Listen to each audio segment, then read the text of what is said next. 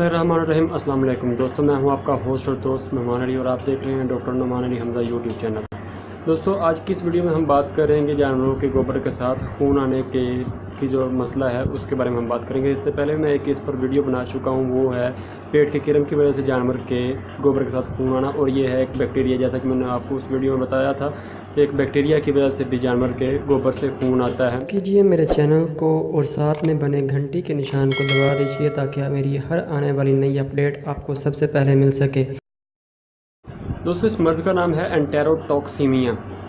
ये एक बैक्टीरिया की वजह से होने वाली बीमारी है। क्लॉस्ट्रीडियम परफ्रेंजेंस इस बैक्टीरिया का नाम है। इसकी 6 किस्में हैं जिसकी वजह से ये बीमारी होती है। 6 अलग अलग किस्में जो हैं बैक्टीरिया की, अलग अलग तरह से जानवर पर अटैक करती हैं, लेकिन हम यहाँ पर डिस्कस करेंगे सिर्फ 2, जो कि स्ट्रक और लैम्प डाइसेंट्री के नाम से जानी जाती है।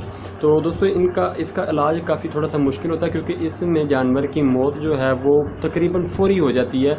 ज़्यादा से ज़्यादा 12 घंटे का जानवर को टाइम मिलता है, इसके दौरानिए में जानवर की मौत हो जाती है। सबसे पहले दोस्तों, लैम्प डाइसेंट्री जो है उसको हम डिस्कस कर लेते हैं। लैम्प डाइसेंट्री ज़्यादातर शीप और गोट, बकरी या भेड़ के बच्चों में ज़्यादातर ये मर्ज़ पाया जाता है। बड़ों में कम और बच्चों में ज़्यादा ये मर्ज़ पाया जाता है। खास करके 1 से 1.5 माह की उम्र का जो जानवर होता है उसमें ये मर्ज़ पाया जाता है। बच्चे को ज़्यादा दूध पिलाने की वजह से क्लॉस्ट्रीडियम परफ्रेंजेंस को मौका मिलता है कि वो अपनी बढ़ोतरी करता है और जानवर पर हमला करता है। दोस्तों, क्लॉस्ट्रीडियम परफ्रेंजेंस जानवर के इंटेस्टाइन में, आंतों में जहरीले मादे पैदा करता है, जो कि जब आंतों में जज्ब होते हैं तो जानवर के आंतों पर ज़ख्म होते हैं, हेमोरेजेस बन जाते हैं, जो कि वहाँ से खून रिस कर जानवर के गोबर के साथ आना शुरू हो जाता है। दोस्तों, लैम्प डाइसेंट्री में जानवर के गोबर के साथ खून कम आता है। वाटरी डायरिया और मिल्की डायरिया ज़्यादा लगता है, क्योंकि जानवर की उम्र बिल्कुल कम होती है।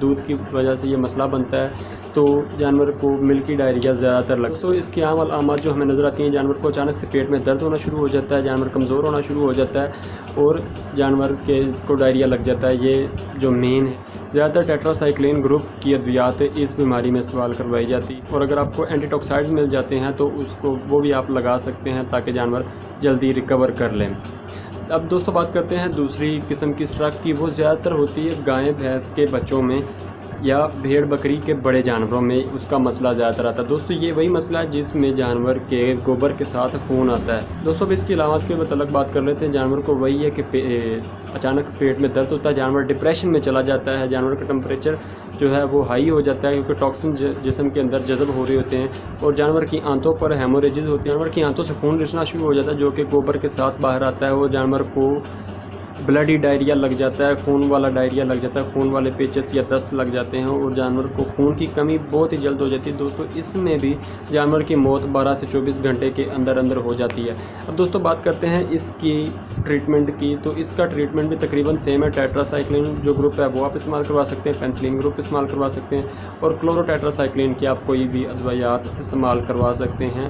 ये इसका अच्छा रिजल्ट सिर्फ और सिर्फ इसी में है। अब दोस्तों, इसके मतलब एक और बात बता दूं कि हमारी भेड़ बकरियों के बच्चों को, भेड़ बकरियों को इसकी वैक्सीन की जाती है। तो आप सबसे गुजारिश है कि आप बर वक्त अपने जानवरों को हिफाजती टीका जात लगवाएं, ताकि आपके जानवर में ये मर्ज़ आ ही ना पाए, आपका जानवर पहले से ही महफूज हो जाए। तो दोस्तों, उम्मीद करता हूँ मेरी आज की ये वीडियो आपको पसंद आई होगी, आपको अच्छी लगी होगी। अगर अच्छी लगी हो तो लाइक कीजिए, कमेंट करके मुझे बताएं, और अगर किसी चीज़ की समझ ना आई हो या आप किसी और टॉपिक पर वीडियो बनवाना चाहें तो मुझे कमेंट कर सकते हैं, व्हाट्सएप पर SMS कर सकते हैं, या फिर ईमेल कर सकते हैं। दोस्तों, अपना ख्याल रखिएगा, अपने घर वालों का ख्याल रखिएगा। अल्लाह हाफ़िज़।